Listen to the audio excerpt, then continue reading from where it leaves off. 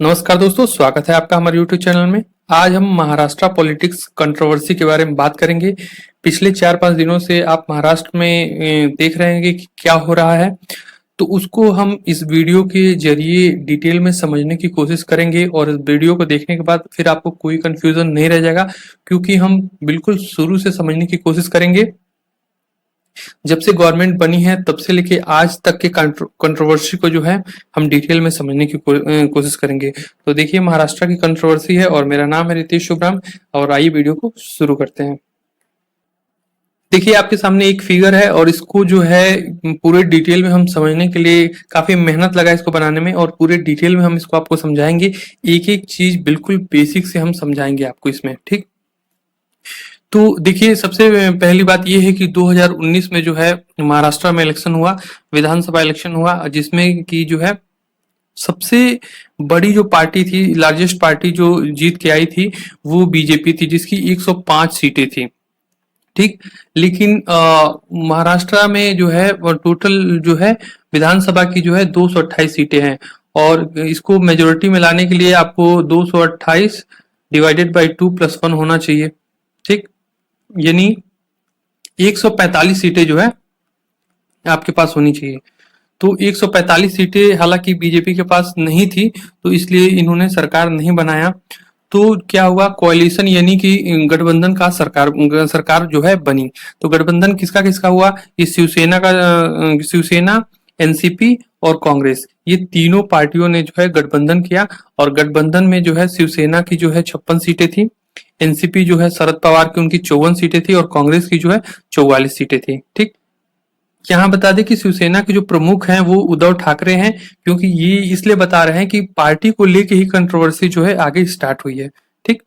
तो शिवसेना, एनसीपी और कांग्रेस तीनों को अलायंस करने के बाद जो है 154 सीटें हुई। फिर तीनों ने मिलकर जो है अपना सरकार बनाई और इसमें क्या हुआ कि फिर सरकार बनाने में जो है 2019 के एंड तक आते आते जो है 154 तो ये थे ही, साथ में 15 जो और दलों के लोग थे जो इंडिपेंडेंट कैंडिडेट थे वो इसमें शामिल हो गए और 2020 और 21 के अंत में जाते जाते जो है 6 और कैंडिडेट जो है इसमें शामिल हो गए, स्मॉलर पॉलिटिकल पार्टीज के जो है इसमें शामिल हो गए। इसको भी हम डिटेल में देखेंगे। तो करीब करीब जो है ये 21 जो है 21 एमएलए जो है और इसमें शामिल हो गए। तो टोटल जो है 175 एमएलए जो है इनके हो गए। तो इसको जो 175 एमएलए हो गए, शिवसेना और एनसीपी और कांग्रेस को के अलावा जो है इंडिपेंडेंट कैंडिडेट थे और स्मॉलर पॉलिटिकल पार्टीज के जो कैंडिडेट थे जिनके 21 एमएलए यहाँ थे, तो इनको सबका नाम मिला के जो एक नाम दिया गया महाविकास अघाड़ी पार्टी जो है, इसको शॉर्टकट में एमबीए कहते हैं। तो महाविकास अघाड़ी जो है काफी अभी समय चर्चा में आपको सुनने को मिल रहा हो, जिसमें शिवसेना की पार्टी जो है, कांग्रेस है और एनसीपी है, साथ में जो है इंडिपेंडेंट कैंडिडेट हैं और स्मॉलर जो पॉलिटिकल पार्टीज है। कौन कौन सी स्मॉलर पॉलिटिकल पार्टीज है अब इसको हम देख लेते हैं। तो स्मॉलर पॉलिटिकल पार्टी में है, देखिए आप यहाँ पे, तो AIMM है, असदुद्दीन ओवैसी का, बहुजन विकास अघाड़ी है, ठीक, कम्युनिस्ट पार्टी है, मार्क्सिस्ट, और ये peasant and worker party of India है, ठीक, प्रहार जनशक्ति पार्टी है, समाजवादी पार्टी है। तो इनकी जो जो सीटें हैं इनको जो है तो सबके साथ जो है गठबंधन करके ये पूरे 175 एमएलए जो है बना लिए, ठीक। तो आगे कंट्रोवर्सी क्या चल रही है इसको देख लेते हैं। जो शिवसेना के एक नेता है, मंत्री हैं जो है ये एकनाथ शिंदे। तो एकनाथ शिंदे जो है वो ये बात लेके आ रहे हैं कि जो शिवसेना जो है जो बाला साहब ठाकरे की पार्टी है, बाला साहब ठाकरे ने इसको बनाया है, इस पार्टी को, शिवसेना को। तो शिवसेना जो है उनके विचारधाराओं पे नहीं चल रही है।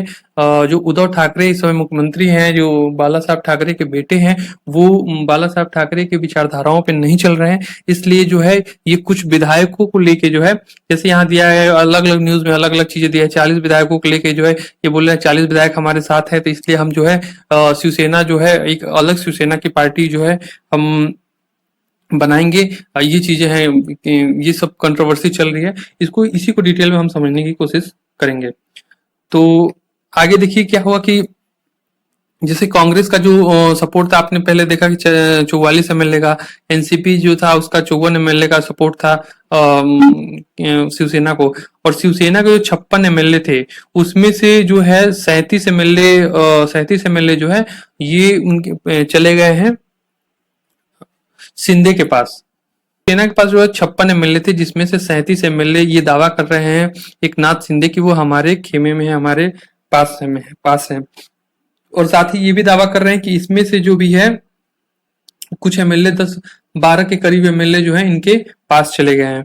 ठीक, तो यही कंट्रोवर्सी चल रही है जिसमें कि इसमें क्या बोलते हैं, शिवसेना के जो प्रमुख है उद्धव ठाकरे वो जो है ये जो है एंटी डिफेक्शन लॉ के तहत जो है इनके ऊपर डिस्क्वालिफिकेशंस का जो है कि इनके ऊपर चार्ज ठोक दिया है कि इनको डिस्क्वालीफाई किया जाए, कि वो एंटी डिफेक्शन लॉ जो है इसके तहत इनको बाहर किया जाए। तो ये जो है केवल 12 एमएलए के ऊपर ही किए हैं। 12 एमएलए के ऊपर इसलिए किए हैं क्योंकि ये बोल रहे हैं कि हमारे खेमे में जो है ये हमारे पक्ष में 37 एमएलए हैं, लेकिन ये 12 एमएलए पे ही क्यों किए हैं। तो देखिए ये एंटी डिफेक्शन लॉ क्या होता है इसको थोड़ा हम डिटेल में देख लेते हैं। ये देखिए ये 42 एमएलए का ये दावा एकनाथ शिंदे किए हैं, हालांकि 10 शेड्यूल में दिया हुआ है एंटी डिफेक्शन लॉ। तो एंटी डिफेक्शन लॉ होता क्या है? एंटी डिफेक्शन लॉ जो है दल बदल कानून जो है 10वें शेड्यूल में दिया है। तो इसमें ये होता है कि कोई भी पॉलिटिकल पार्टी है जिसमें से आप जो है उस पॉलिटिकल पार्टी से जीत के आते हैं और साथ में जो है अगर आप किसी और पार्टी में जाके शामिल हो जाते हैं तो ये जो है दल बदलने के खिलाफ कानून है। ऐसा हो नहीं, जो है ये राजीव गांधी की सरकार में जो है ये एंटी डिफेक्शन लॉ आया था। तो इसलिए कि कोई इस पार्टी में जीत के फिर दूसरे पार्टी में जाके शामिल ना हो जाए, इसको रोकने के लिए जो है ये चीजें जो है आई थी। तो ये एक्चुअली ये लागू भी कब होता है कि जब आप 1 या 2 या 4 विधायक हो तब। लेकिन कभी भी जो एंटी डिफेक्शन लॉ जो है वो 2/3 मेजोरिटी से अगर कोई अपना पार्टी छोड़ के जाता है या दूसरा पार्टी बनाने की कोशिश करता है तो उसके ऊपर एंटी डिफेक्शन लॉ नहीं लगता है।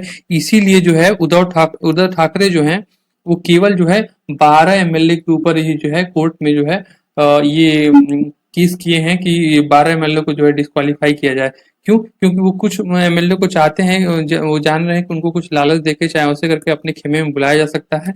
नहीं तो अगर ये इनका दावा सही है कि 2/3 मेजोरिटी के लोगों को जो है वो अपने खेमे में अगर ले सकते हैं अगर एकनाथ शिंदे, तो वो एक अलग पॉलिटिकल पार्टी जो है ये लीगली रूप से जो है वो बना सकते हैं। ठीक, एकनाथ शिंदे ने है बीजेपी को एक हिंट दे दिया है कि बीजेपी के साथ जो है वो एक कोalition गवर्नमेंट बनाने के लिए रेडी है। इसका एक हिंट जो है इन्होंने दे दिया, क्योंकि बीजेपी की भी जो है यहाँ आप देख रहे हैं कि बीजेपी की भी है करीब करीब जो है 105 सीटें हैं और साथ साथ 42 सीटें ये जो है 42 सीटें ये बोल रहे हैं कि 42 सीटें एकनाथ शिंदे हमारे पक्ष में है।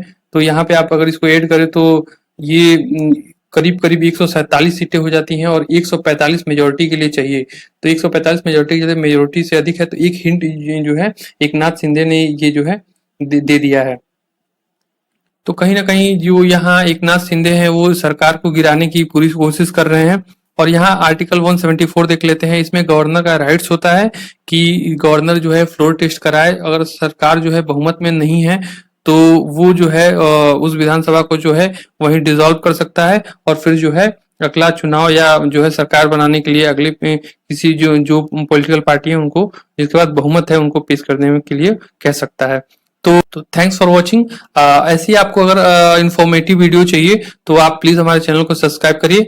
फिर मिलते हैं अगले वीडियो में, तब तक के लिए नमस्कार, थैंक्स।